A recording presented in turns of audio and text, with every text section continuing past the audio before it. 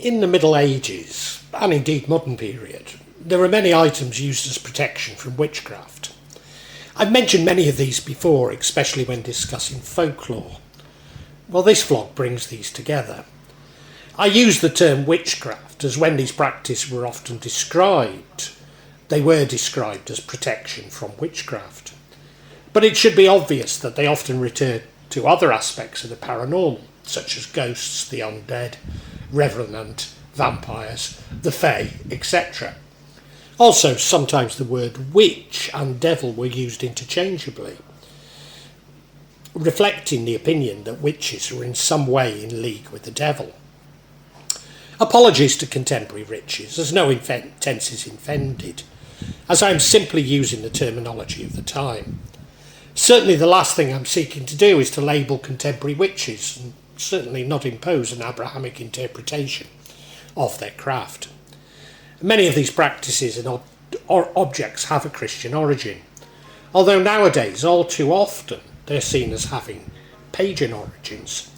Certainly some may date back to Roman beliefs or even earlier, but I would argue that this too is a Christian interpretation of these practices, not least as there's plenty of evidence that they were sanctioned, even promoted by the church itself.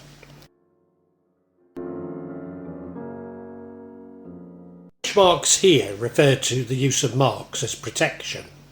Apotropaic marks from protection from witches, and not those marks on the body supposedly found on witches. Following on from my introduction, despite their name, witch marks really have very little to do with witches or witchcraft.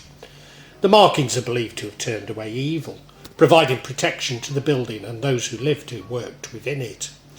The evil that was being turned away may have been demons, witches, or the evil eye. Witch marks can be found in all types of buildings, from barns and cottages to grand country houses and churches. Markings were usually found next to windows, doorways and fireplaces in buildings. These drafty locations were the most vulnerable and potential entrance points for demons, witches and evil spirits. The witch marks were etched into stone, plaster and woodwork. Protection includes daisy wheels, overlapping V's, Verinatus Virginium, AM, Ave Maria, and M's, Mary. The Auskellis cross and consecration crosses. Often these are combined with Roman numerals. The Auskellis cross is more common in Eastern Europe and is seen as a symbol, sky symbol with associated stars.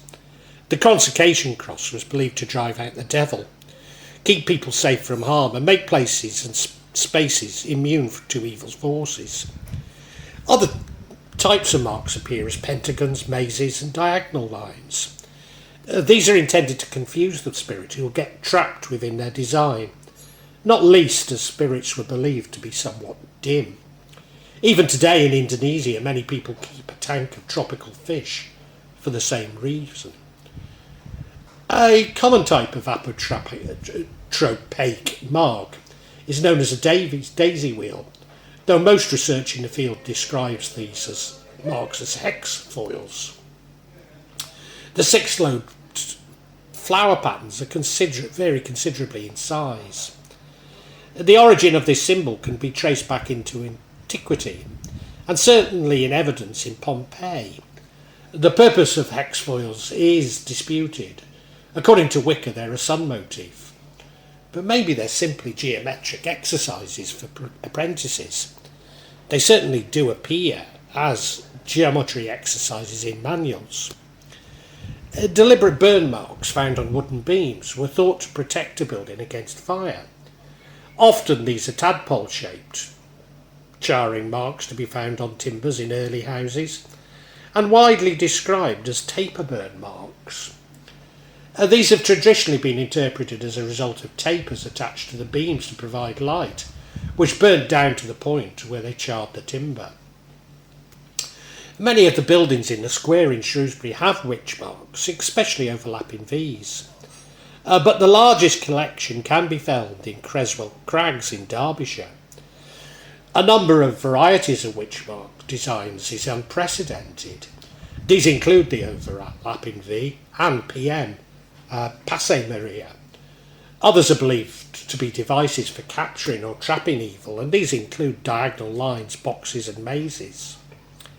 The marks appear to have been added over time and may indicate the need to strengthen the protection in response to a period of sickness, death or poor crops. The caves were excavated by archaeologists during the 19th century in the process widened.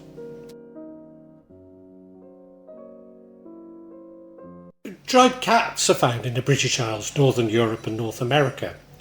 These dried or mummified bodies of cats are frequently found concealed within structures and are believed to have been placed there to bring good luck or to protect the building and its occupants from harm. It was believed that the cats had a sixth sense and that putting a cat in a wall was a blood sacrifice, so the animal could use psychic abilities to find and ward off unwanted spirits.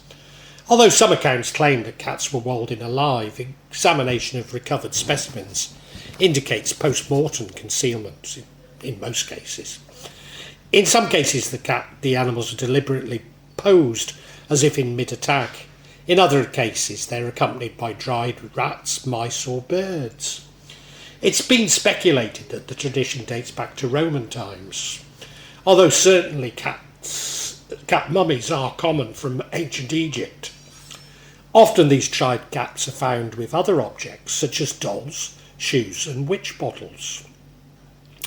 Dolls are often found in houses in North America, but often these are not old, although some date back to the Victorian period. They're often found above entrance doors and thus would seem to have similar purpose to dried cats. I don't want to be dismissive of the use of these dolls. Indeed, in Indonesia, we believe spirits to be fascinated by dolls. Furthermore, we also believe that spirits could be trapped or placed in statues, dolls and idols, regardless of their age and original purpose. For example, even in McDonald's toys. Also in North America, horses' skulls appear to have had a similar purpose.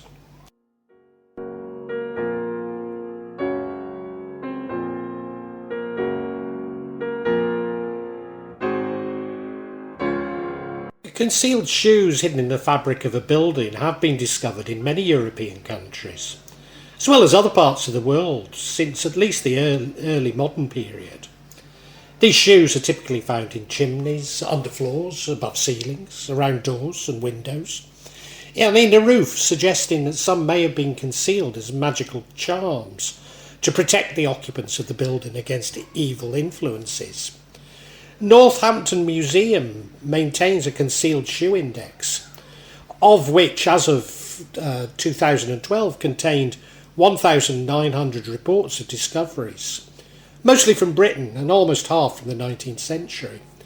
The overwhelming majority had been worn and many had been repaired.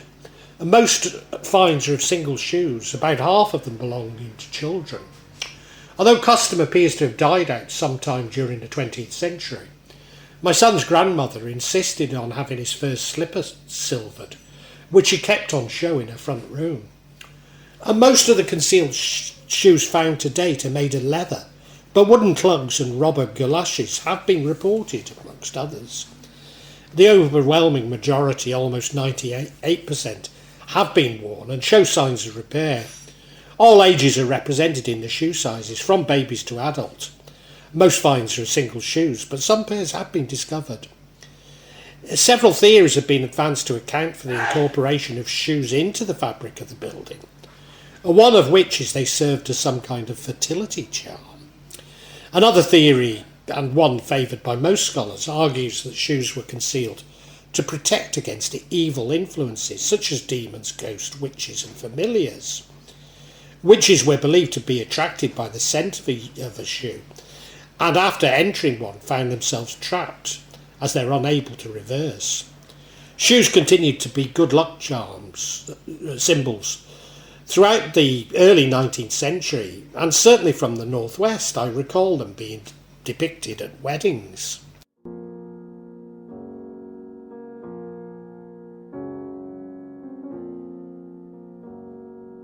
Folk magic suggests that witch bottles protect against evil spirits and magical attack, and counteract spells cast by witches. They are counter-magical devices, the purpose of which is to draw in and trap harmful intentions directed at their owners. Historically, the witch's bottle contained the victims, the person who believed they had put a spell on them, for example, urine, hair or nail clippings, or red thread from the sprite traps. Later witch bottles were filled with rosemary, needles, pins and red wine. You may be aware that I discovered hollowed bamboo filled with needles, pins and nails in my home in Jakarta. They were placed there by someone who claimed to be helping us. The origins of this tradition had been dated to at least the 16th century. In ancient time, the bottles were made of stone and originally contained rusty nails, urine, thorns, hair, menstrual blood, and pieces of glass, wood and bone.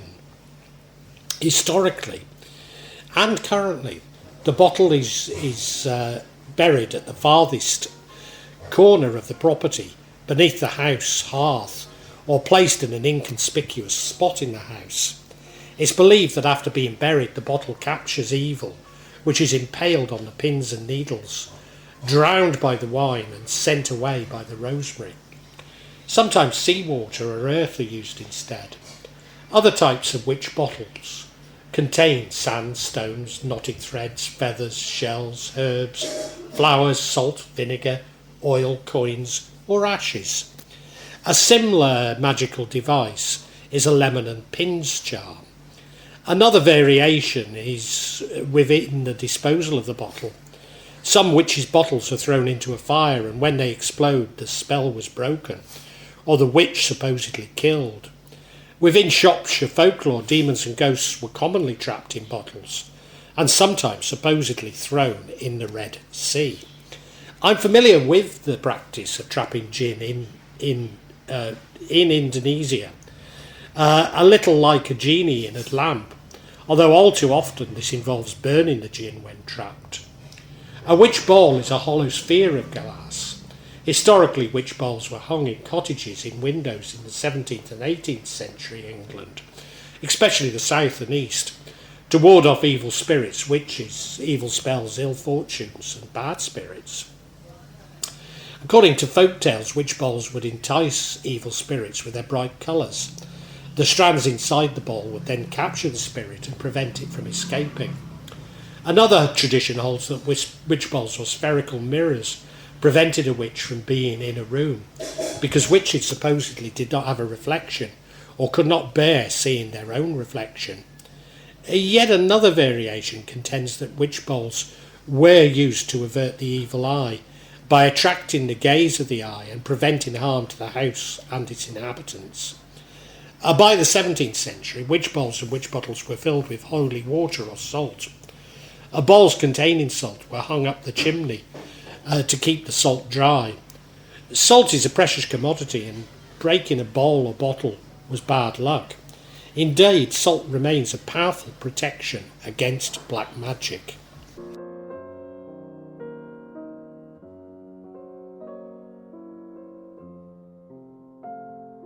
Spells are sometimes found in and on graves, although these have been speculated to be in case the corpse gets attacked by a spirit, such as a vampire. They're more commonly a protection from being buried alive. The fear of being buried alive during the cholera epidemic of the 19th century, but accounts for the unintentional live burials have been recorded even earlier. The first recorded safety coffin was constructed on the orders of Duke Ferdinand of Brunswick. Before his death in 1792, he had a window installed to allow light in, an air tube to provide a supply of fresh air, and instead of having the lid nailed down, he had a lock fitted. In a special pocket of his shroud, he had two keys, one for the coffin lid and the second for the tomb door.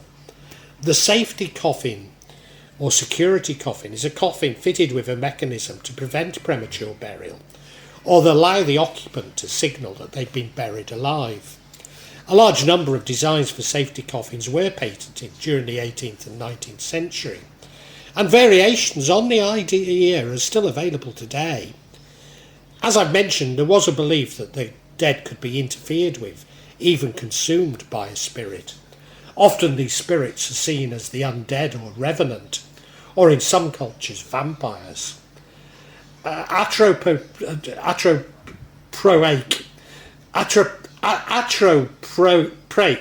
are common in vampire folklore. Garlic is a common example. A branch of a wild rose and hawthorn are sometimes associated with vampires.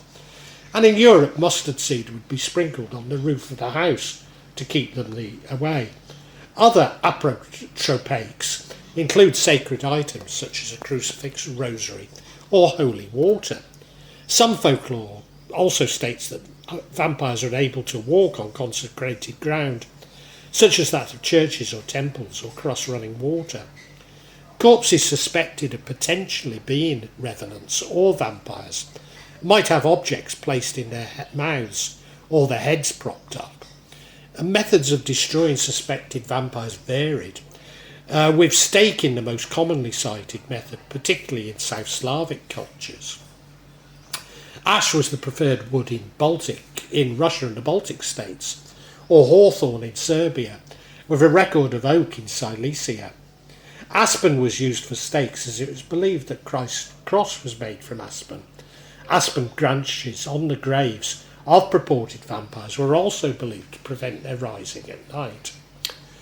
Potential vampires were most often staked through the heart.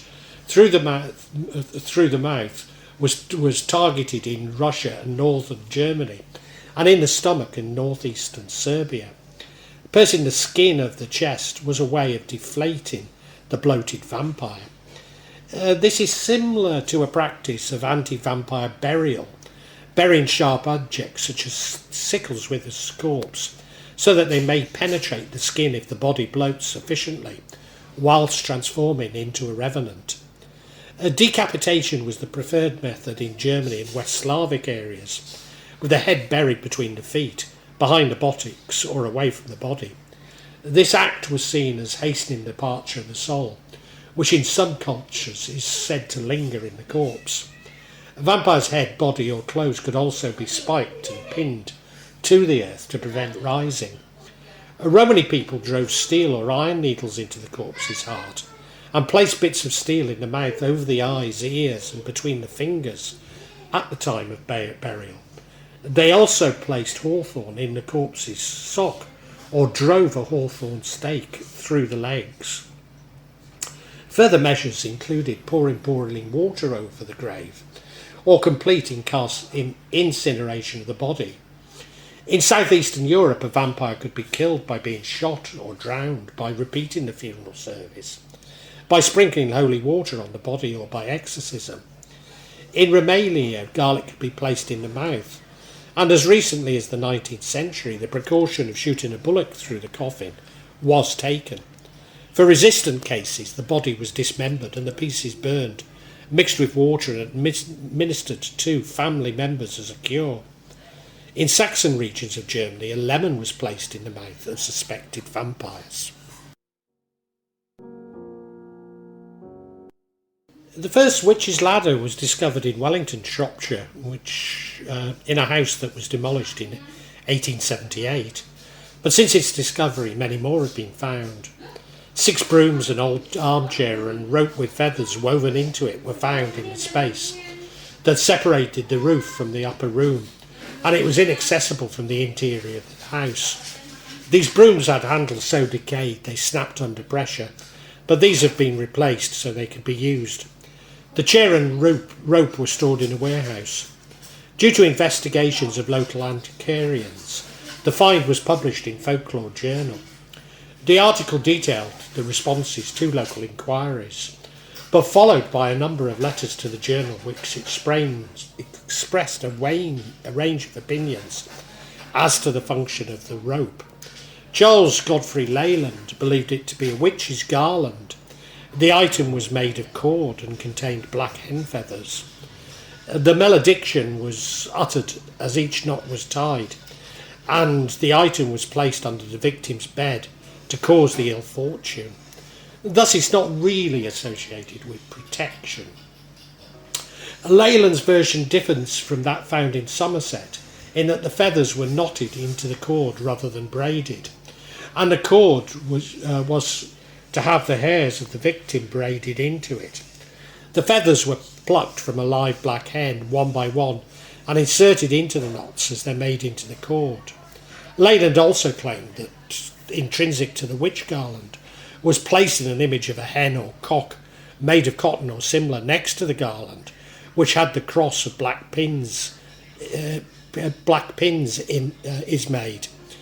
The haul is then hidden under the mattress of the one you're bewitching. Leyland claimed that the curse is lifted by finding the hen and wreath garland and throwing the whole lot into running water. The bewitch is then taken into a church whilst a baptism is being carried out, whilst they must repeat a certain spell before bathing in the holy water. Some modern Wiccans believe that there are many uses for a witch's ladder. They claim that whatever one's intention is can be made into a magical spell in a witch's ladder. It's believed that witches of old cast a death spell over a person by tying knots and then hiding a cord. The only way to undo the spell was to find the secreted cord and untie each knot.